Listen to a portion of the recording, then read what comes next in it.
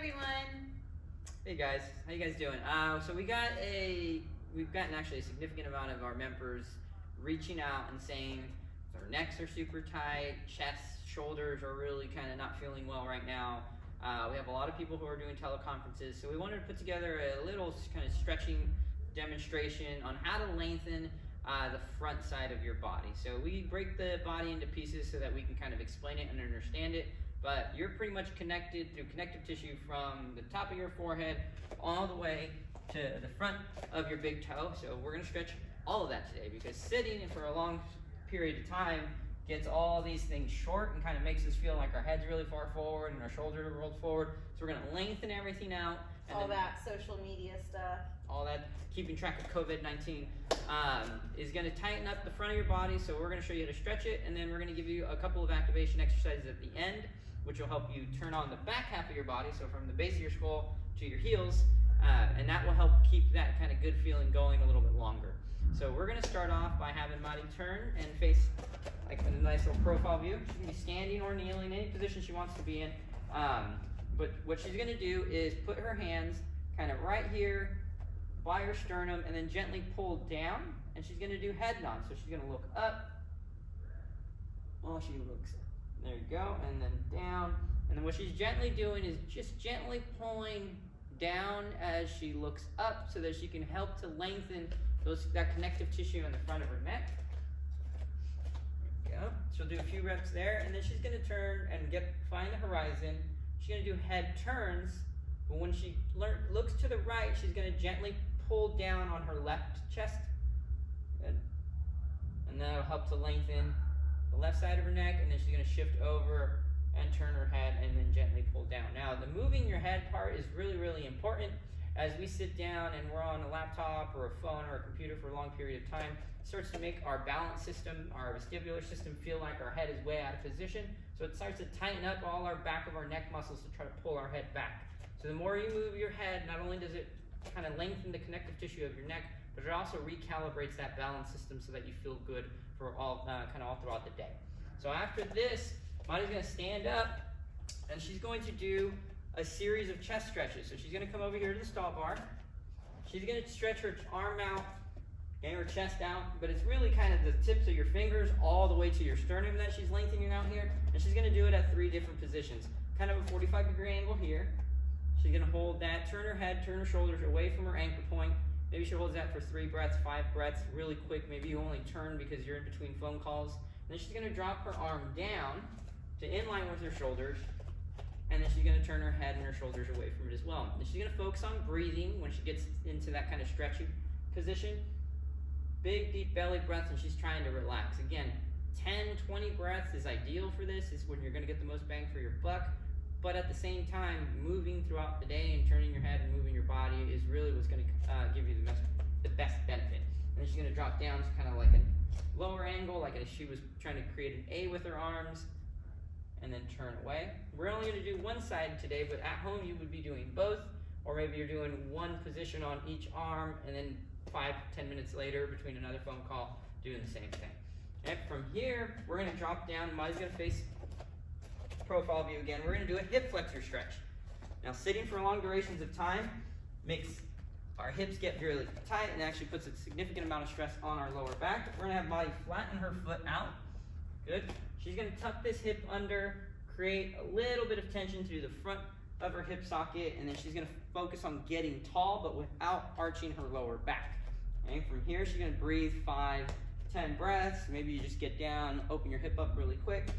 Okay. And then she's going to relax this hip tuck, and she's going to move that left foot forward, and she's really going to sag into that front leg. So she's going to really rock forward as much as she can without arching her back. And you can see that the length, the position, the point from her knee kind of to her shoulders is this big, nice arc. That's going to lengthen out your hip flexor, a lot of like your ab muscles, and even your psoas, which is a deep hip flexor, and it really causes some problems when we have long durations of sitting.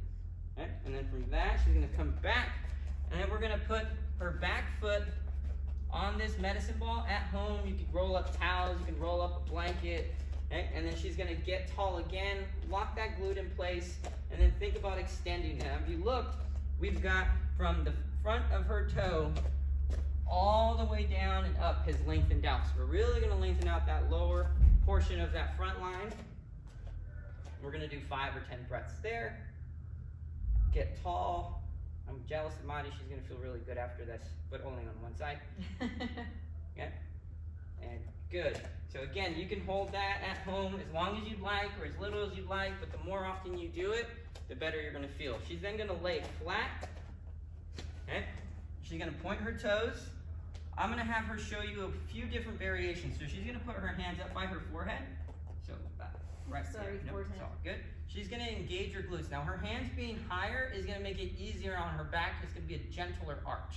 So these are called prone cobras, and you've seen these a lot in a bunch of different yoga philosophies, but it's a wonderful movement to lengthen the front of the body. So she's going to engage her glutes so that she protects her lower back. She's going to look up towards the ceiling, and if you can see from the tip of her forehead all the way down to the front of her toes is being nice and straightened out. She's going to take a couple deep breaths there, and then she's going to come down. Now this is an easier position. She can move her hands higher up if she wants to take less stress off her lower back. What we're looking for is a nice gentle arc of the back. We don't want to make it look like it's only moving from this lower position here. Coming all the way down.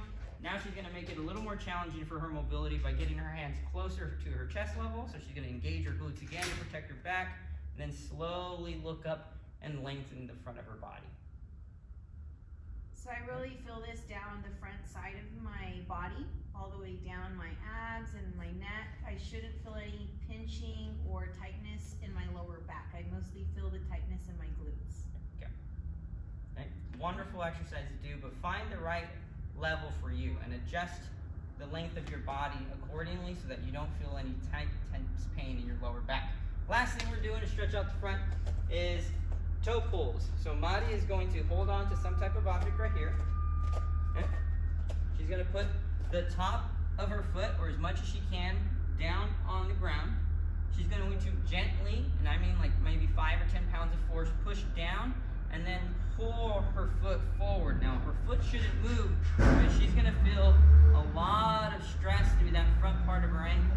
Now all she has to do is change the angle of her foot to get different parts of that ankle. Okay? So try those out, and then when you're done, we'll show you the activation exercises. Alright guys. We're back. So hopefully you've stretched out the entire anterior chain or the front line of your body, and you're feeling really good.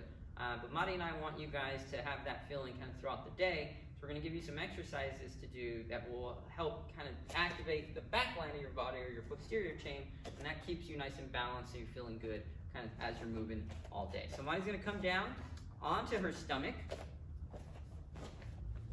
Good. And she's going to be up on her forearms, and she's going to gently drop her shoulders down. Now, this is kind of like a modified prone cobra if you look at it from the previous section.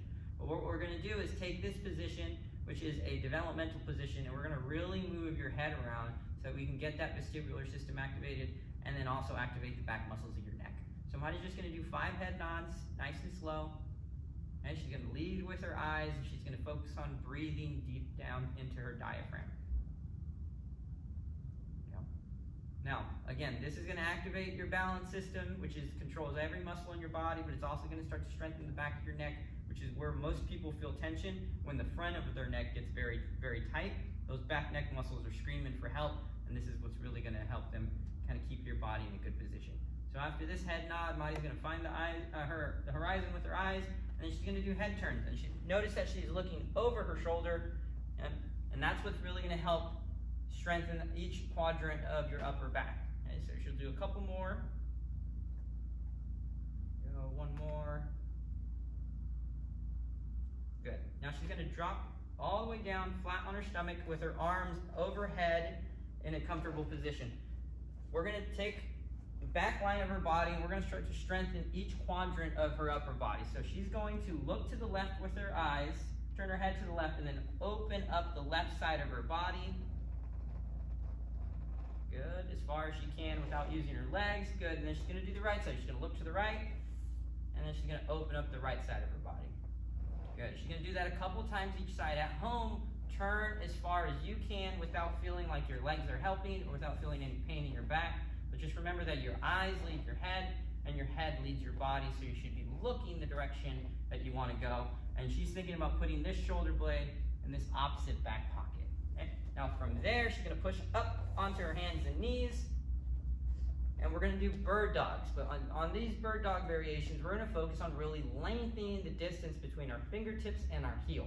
So Madi's going to bring her left arm up and her right foot back, and she's going to really reach forward with those left fingertips and push back and lengthen the back half of her body, which is going to help keep the front half nice and loose.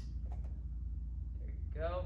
Really driving, but still breathing. This should be a relatively relaxed position, so you should be using your strength, but not so much that you lose your breathing. We'll do a few more on each side. There you go. One more. Good. And then she's going to flip over onto her back. Now, we talked about the hip flexors and the psoas and the quads getting really tight when we sit for long periods of time. Activating the other half of the body, the glutes, is really going to keep your hips loose. So she's going to move her heels a little further away from her body. The closer your heels are to your hips, the more your quads and your hip flexor have to open up to allow you to lift your hips up without using your back. So find the right position for you. Madi's going to engage her glutes, dig her heels into the ground, and she's going to lift her body up as high as she can, but without arching through this midsection right here. So as she lifts, you shouldn't see her arch her lower back. It should be the front of her hips opening up. Do one more. You want to hold these, get a good contraction, make sure you feel your backside kind of get tight. That's how you're going to know that you're loosening up and opening the front of your hips. If you've been sitting for a really long time, you're probably going to feel more of the stretching of the front of your hips than you will the activation of your glutes. So keep doing them until you feel like your booty cheeks are on. Now, if you feel a hamstring cramp, then that is your body telling you that your hamstrings have taken over your glutes job, and then you're going to want to do these until you feel your glutes do the job that they were intended to. Now, the last one you can do in any position, and I suggest kind of doing throughout the day, and those are our YTAs. So Madi's going to get into tall kneeling, standing, wherever she kind of wants. She's going to lock in her midsection, so she's going to engage her glutes, tighten her core, and then she's going to do YTAs. So her hands are going to come out like she's holding a couple dishes, palms up. Typing puts her palms down, so we're going to try to get out of that position. Here, she's going to pull her elbows back, or her thumbs back into a Y without letting her lower back arch. She's going to come back down, open up into a T, and then she's thinking about pulling her thumbs back and holding like a pencil between her shoulder blades, trying to get an active stretch of the chest and activation of the upper back, and then come back to center, and then she's going to open up like an A. Again, without allowing that midsection to arch, staying tight through the front so that you can maintain a good upright posture for your entire day. Okay, so if you've been doing a lot of sitting, try this out. I can almost guarantee you it'll make you feel a lot better. Adjust it for your body and make sure you don't go to where it hurts. All right? Thanks, guys.